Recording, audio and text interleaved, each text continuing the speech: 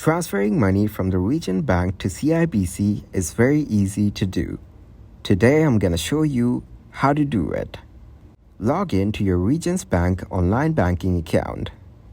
Then navigate to the Transfers section. Now select External Transfer.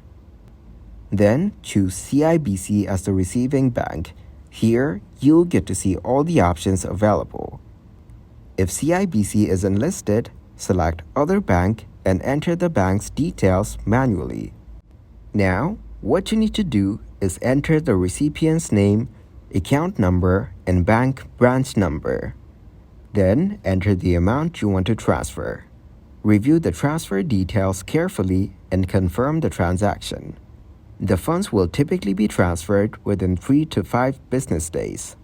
So that is exactly how you can transfer money from the region bank to CIBC.